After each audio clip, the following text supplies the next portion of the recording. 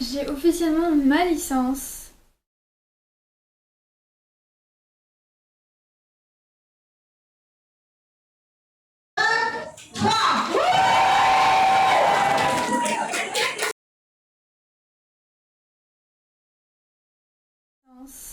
Et donc je vais vous expliquer mon parcours. La licence que j'ai faite et celle que je compte faire désormais.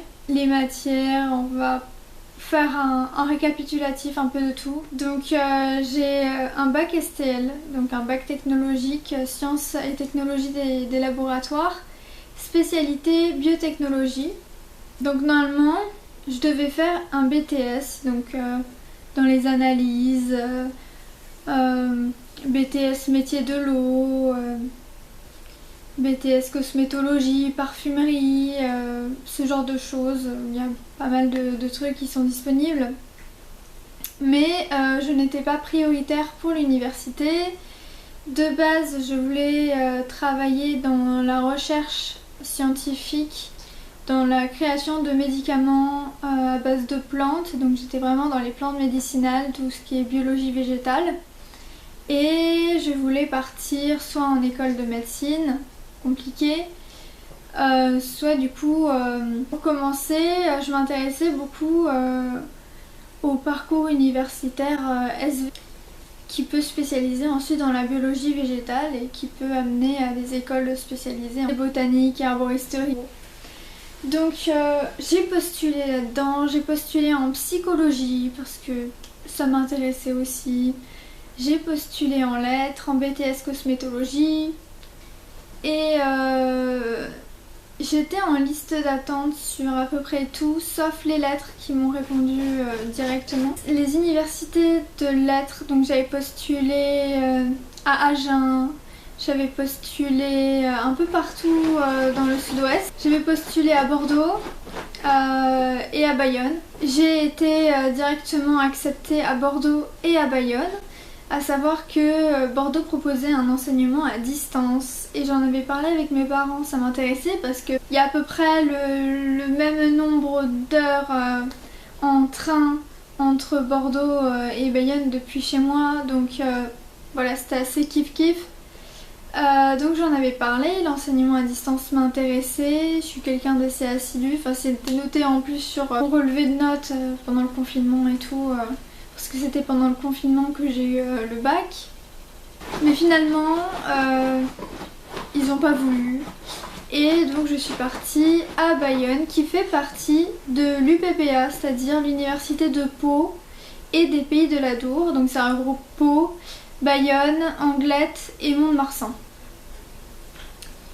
Donc je suis partie en lettres modernes et c'était le parcours lettres, langues vivantes et disciplines artistiques. Voilà, j'ai oublié, mais c'est hyper important. En fait, quand vous allez faire les inscriptions, déjà quand vous allez accepter les vœux, et après, donc là c'est en ce moment les inscriptions administratives, vous allez recevoir le guide des études. Et par exemple, en lettres, vous avez des livres à lire obligatoirement avant la rentrée.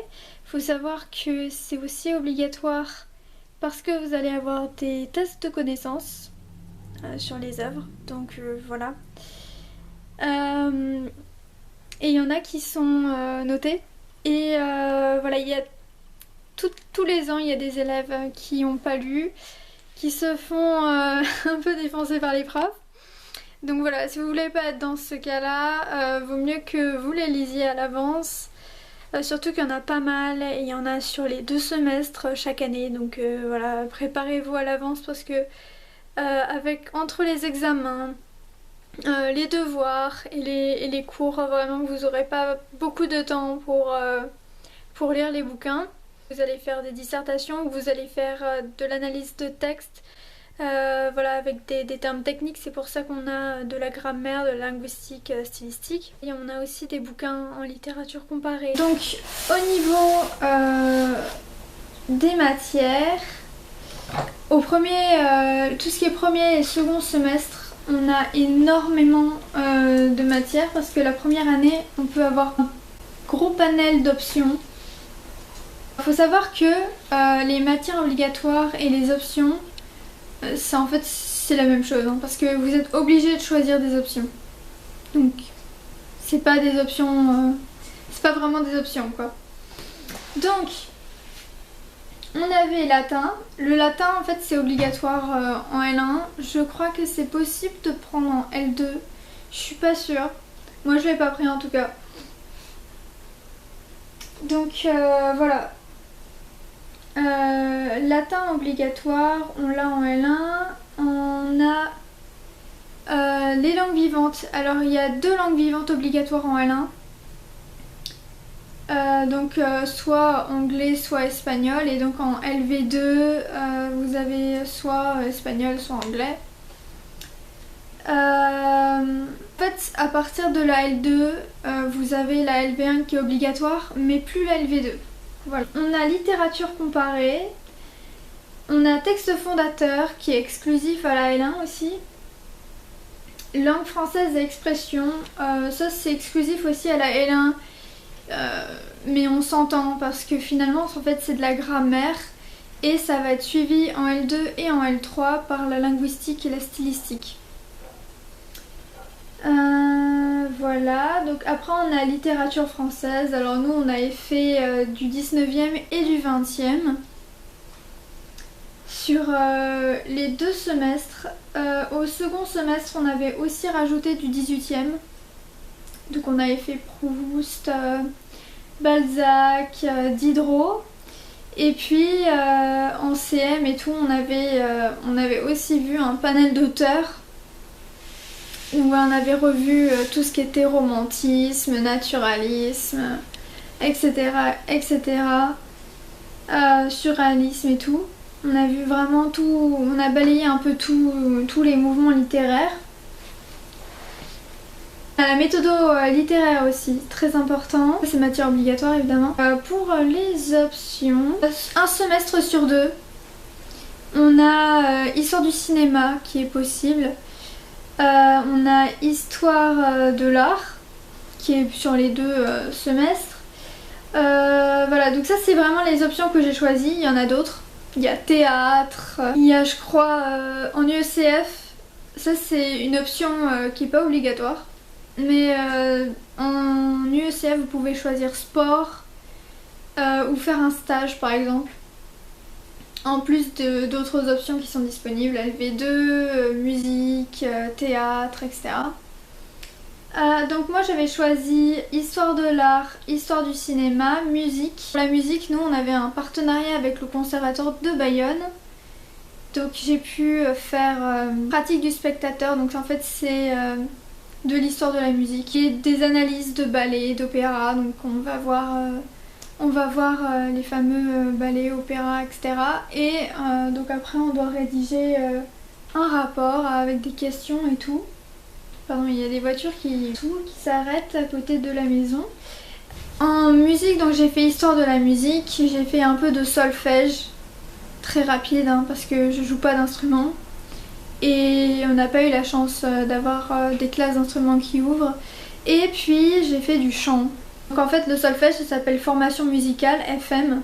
Donc voilà en gros ce que j'ai fait. À savoir que j'ai fait ça que pendant la L1.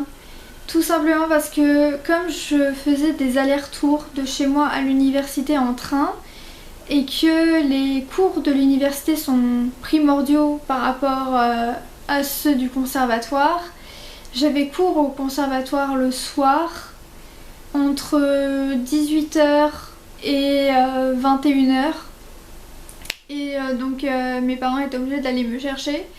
Et c'était assez compliqué quoi parce que c'était le jeudi si je dis pas de bêtises. Donc c'était un peu difficile. Et puis donc au second semestre et tous les semestres pairs on avait des UE libres. Et donc j'avais choisi histoire de la famille, il y avait sociologie aussi et d'autres trucs. Je crois qu'il y avait aide humanitaire, enfin il y a pas mal de choses en fait. Pour la L2 au niveau des options c'est pareil. Après ça ouvre ou ça n'ouvre pas. La seule différence c'est qu'à partir de la L2 on peut choisir métier du livre de l'édition. Voilà. Ça peut aider si vous voulez travailler donc, dans ces domaines, en bibliothèque ou en tant qu'éditeur dans des maisons d'édition. Si vous voulez être critique littéraire, parce que la formation en général est censée former des critiques littéraires, des critiques d'art aussi, ou des professeurs en grande majorité si vous voulez. Donc voilà, et puis il n'y a pas de formation d'écrivain. Je sais qu'il y en a en master, donc il y en a certains qui partent dedans après, mais il n'y a pas vraiment de cours pour faire de l'écriture. Donc parfois il y a des petits concours de poésie, des concours d'écriture aussi, et donc là vous avez un enseignant qui vous propose pendant un certain... En fait il y a une durée prévue pendant laquelle il va vous aider, il va vous relire, etc. Et vous allez pouvoir écrire et participer à un concours d'écriture. Donc en L2 on a Histoire de la langue. Je sais pas si c'est... Je crois que c'est exclusif à notre université et peut-être à Paris aussi. Parce qu'on avait une professeure qui venait de Paris. Elle travaille aussi à la Sorbonne. Histoire de la langue, langue médiévale, et on avait littérature du Moyen-Âge avec cette même prof. Même prof qui était assez stricte. Et je peux vous assurer que elle est hyper compréhensive. Elle est très gentille. Et vraiment si vous avez des questions ou quoi, elle est prête à vous aider. Donc il n'y a pas de problème en soi. C'est juste que il faut bosser à fond ces matières parce que voilà, surtout la langue médiévale c'est très difficile. Il y a de la phonétique, c'est l'évolution de la langue du latin au bas latin. En fait c'est le latin populaire et puis jusqu'au français moderne. Voilà, entre le 17 et le 18e siècle, en fait, il y a certains mots ou d'autres qui bougent encore ou qui se fixent vraiment En fait, c'est l'orthographe et la prononciation par rapport à maintenant. Voilà, ensuite on a donc la linguistique et la stylistique, comme au lycée, hein. C'est vraiment les figures de style, le mouvement littéraire, qu'est-ce que vous pouvez en dire, etc. Avec du vocabulaire technique en fait, de la grammaire. Donc après voilà, histoire de l'art, littérature comparée et les littératures. Là on avait fait 16e et 20e au premier semestre et littérature Moyen-Âge et du 17e au second. On avait un projet d'études professionnelles, en fait c'est le PEPS, maintenant c'est obligatoire. Et puis donc en UE libre, j'avais choisi The Border in the United Kingdom and Ireland.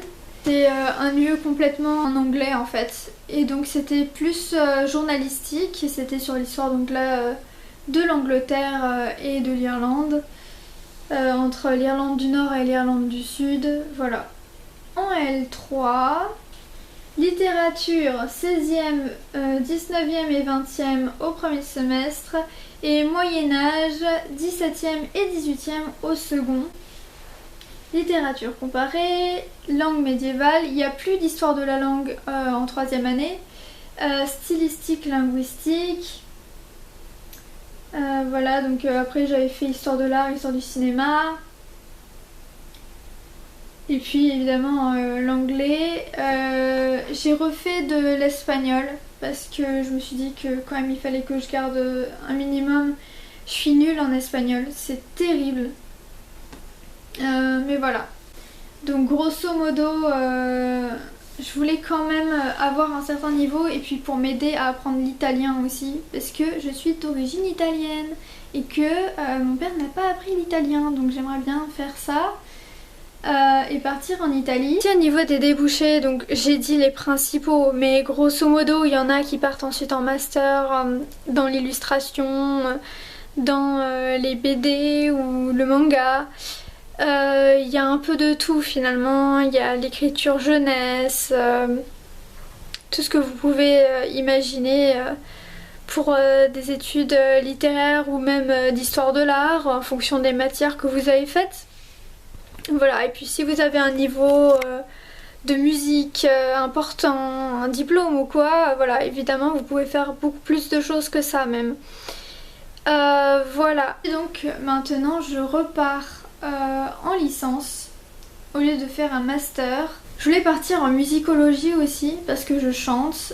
J'ai fait un concert avec le BDE, j'ai fait de la chorale. Voilà, j'ai fait un partenariat avec le conservatoire. J'ai quand même tenté pas mal de choses. Donc même si je ne joue pas d'un instrument, voilà, c'est vraiment un truc qui me tenait à cœur. Malheureusement, dans la plupart des cas, en fait, c'est sur audition, en plus d'être sur dossier. Donc il faut donner des éléments. Moi, je pensais donner mes éléments avec le BDE et l'université, enfin, ce que j'avais fait avec le conservatoire, en fait, à Bayonne. Voilà, je sais pas si ça aurait marché. En tout cas, j'avais été acceptée sur Parcoursup, donc à voir après si les documents auraient été acceptés. Mais voilà.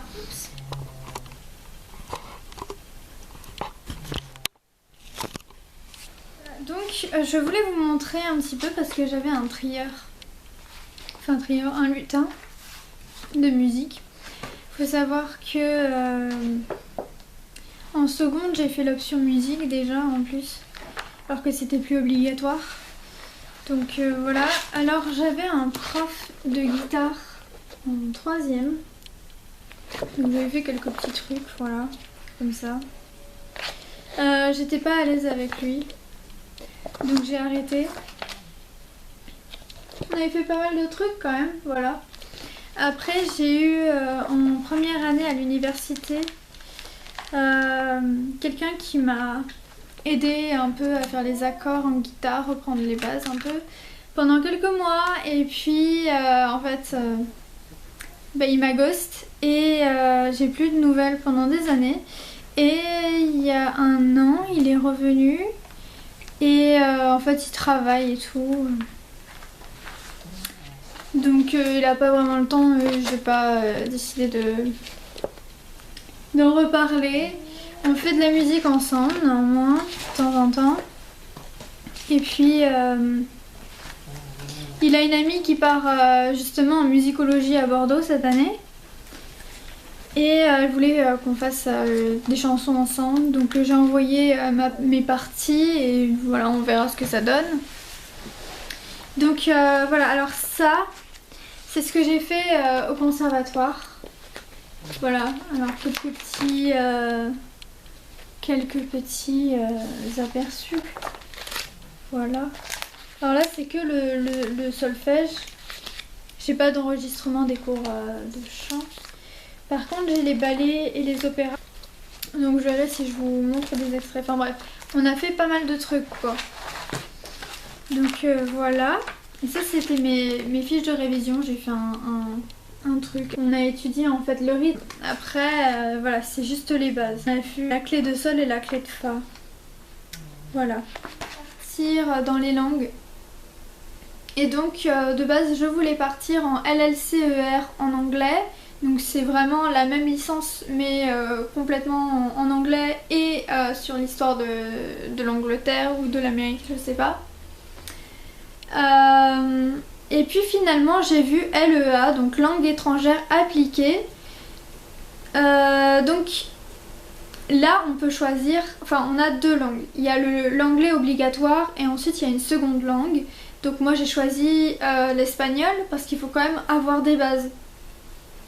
Et on peut choisir une troisième langue, donc je voulais prendre italien. Moi j'ai pas eu de chance, mais je vais vous raconter. En fait, à Bayonne, il y avait des cours d'italien, mais je ne pouvais pas y aller parce que c'était le samedi. Et que je voulais absolument avoir mon week-end pour travailler mes matières, étant donné que je faisais l'aller-retour. Alors, pour ce qui est de la LEA, à Pau, la LEA, en fait, les enseignements vont dépendre d'une université à l'autre. Mais grosso modo, il y a du management, éco-gestion, marketing, communication, droit. En plus des langues. Et la langue, ça va s'accentuer sur l'histoire et la politique.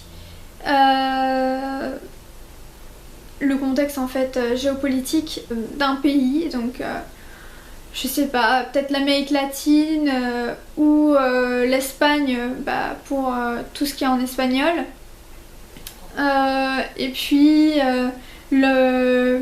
l'Angleterre ou les États-Unis pour l'enseignement en anglais. Il faut savoir qu'il y a d'autres langues, vous pouvez faire anglais-italien, anglais-chinois, anglais-allemand, etc.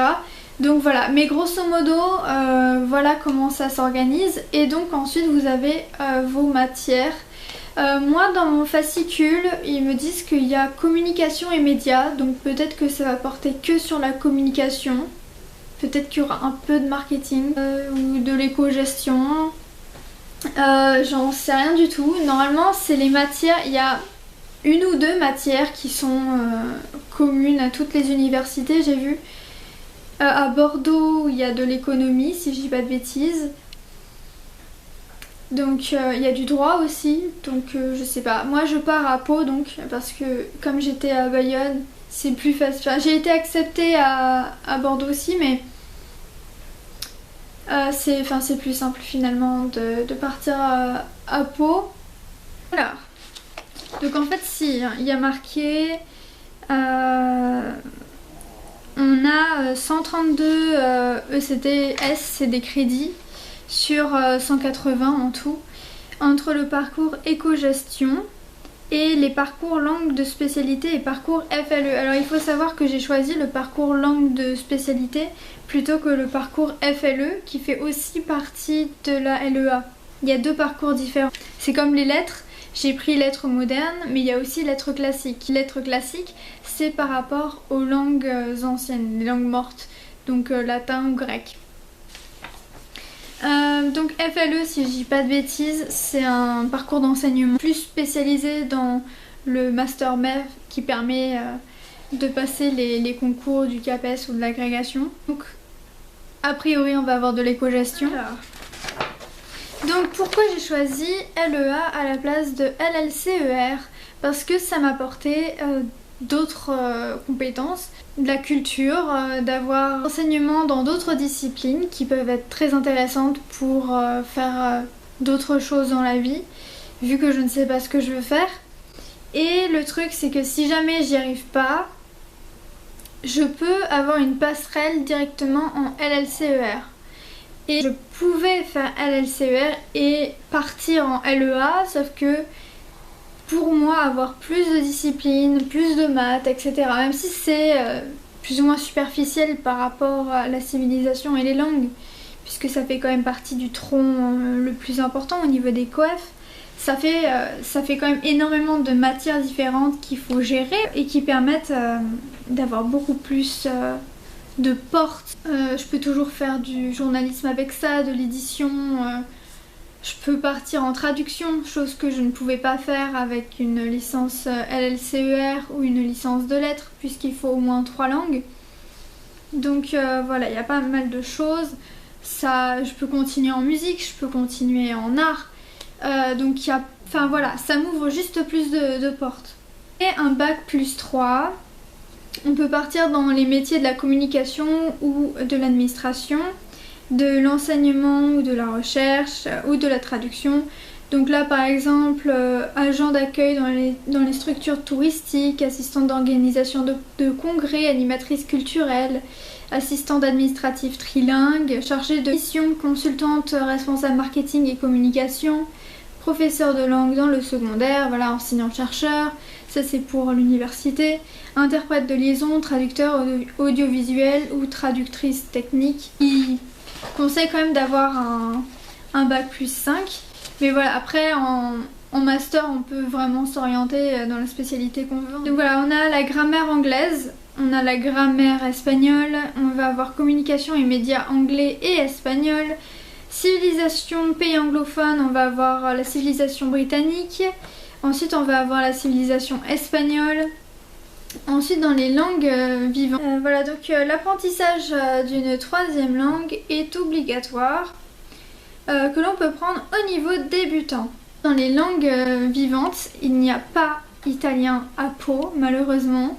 Donc ils proposent le basque, l'occitan, le portugais, l'allemand ou le russe. Et honnêtement j'ai hésité avec l'occitan, mais l'occitan Ma famille parle le patois à peu près.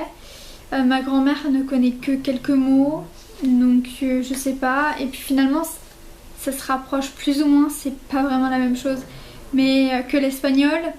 Mais voilà, il y a beaucoup de différences quand même. L'allemand, ça m'intéresse pas.